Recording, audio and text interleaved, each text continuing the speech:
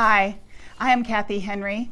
I am a licensed clinical social worker in the Indianapolis area, and I'm proud to work for Healing Hearts of Indy. Today I would like to talk about abandonment and dating.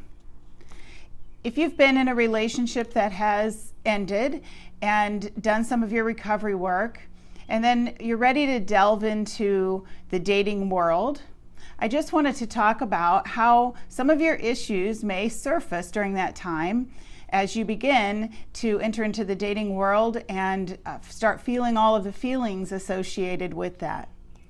Specifically, one of the things that will get triggered is abandonment. If you have abandonment issues, then you know this is a deep fear of loss or breaking of attachment that usually results in an irrational reaction that later, after you kind of come down off of it, you are a little surprised even sometimes by your own behavior. But it's an overreaction that is triggered a lot of times by normal losses in life or life events.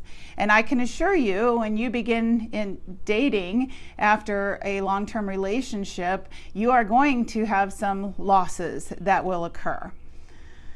So the first thing I want to say is before you start dating, please, I beg of you to do your own recovery work.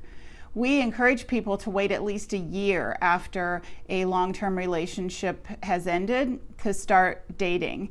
And the reason for that is because you need to stabilize. You need to do your own recovery work, do the work that you need to do on yourself before you go out and start attaching to someone else.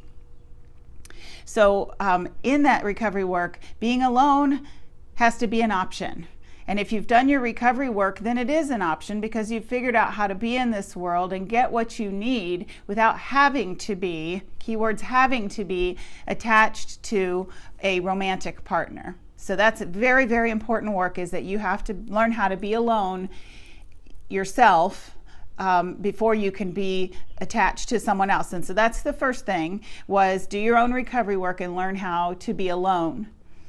The second thing is to figure out who you are and what it is that you stand for, and be prepared to stand firm on those things and be judged for them, in fact. So when we figure out who we are and what we stand for and what it is that we need, then when we stand up for it, it may be possible that one of the people you're dating says, I can't do that, or I'm not willing to be around you if that's the case. And you've got to be willing to give up the relationship for it. If you know yourself well and you know this is something that you need, like for example, someone who doesn't smoke, or someone who is not a Christian, or someone who can be faithful or loving to your family or something like that, and those things are important to you, you've got to be willing to give up the relationship if they can't give it to you. And a lot of times we like to live in denial about what the other person is able to do or not. We'll overlook some things. The other thing we'll do is we will give up what it is that we need in order to keep the attachment. And that's about our abandonment. That's not really about love for the person. The third thing is learn how to hold on to yourself. And I can tell you this one is really, really hard. You've got to be you. The quirky, crazy, raw, real, this is who I am. And you've got to unleash that with this other person. You've got to let them see it while you're dating. If you wait and you're not really being who you are with this person, you're just showing them, putting your best foot forward and just showing them the good sides of you that you think they want to see, then basically what you're doing is a bait and switch. And you think that might cause problems for them later, but it's also going to cause problems for you. So that's the third item, is to hold on to yourself and be able to be you in the relationship. The fourth thing is to keep in touch with your emotions and be able to speak them in the moment. You are going to have to be able to say no. You're going to have to say, this isn't going anywhere, this isn't working for me, or I don't want to see you anymore.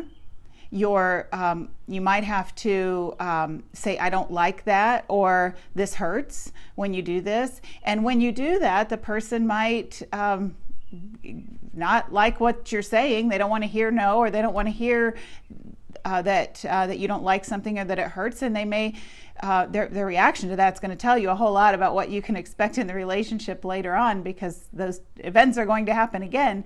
But if you don't do it in the moment, I really want to encourage you to at least do it as soon as you can after you feel it. It is still important, and it's really good practice for you to keep in touch with your emotions and to be able to speak it in the moment.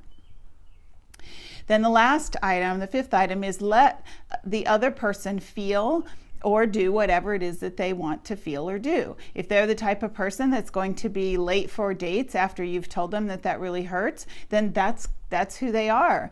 Instead of trying to change them or to argue with them that it's wrong, what you need to do is let them do it and understand this is who they are, and this is what you would be signing on for if you stay in a relationship with this person. So basically what's happening is you are watching to see if they are right for you or not. Not if you're right for them, but if they are right for you. And you don't want to try to make them into what you want them to be. That's kind of like trying to pound a square peg into a round hole, and it just makes a mess. So I want to encourage you as you begin this journey into dating, if you have abandonment issues, to let yourself feel all of the emotions. There are going to be a lot of them, and they're going to be strong. Anxiety and vulnerability, a straight up fear, hurt, loneliness, certainly happiness as well. There's a lot of excitement and giddiness that comes along with it as well. But it's important for you, if you are starting into the dating world and you have abandonment, to figure out who you are, be prepared to stand up for it, be willing to risk the relationship for it, hold on to yourself, be you, keep in touch with your emotions and speak about them, talk about them while you are in the relationship, and also watch the person's reaction to when you do speak your emotions. And then finally to let the other person be who they are and feel what they want to feel, and then decide whether you want to be in the relationship or not. I can assure you these emotions are going to tug at you, and it's going to be complicated and hard, but very worth it. So whatever relationship experience it is that you are having, whether with this person, whether it lasts forever or not, it's going to teach you something about yourself and about your abandonment. If you don't have a counselor or a recovery group or something to help you, really good healthy friends to help you navigate through these waters, I really want to encourage you to do that, because they can help you kind of keep your head straight and keep things clear while you're going through this. But definitely pay attention to what's going on, because you don't want to miss the valuable lessons that you're going to learn through this process. Thank you for listening, and I wish you the best.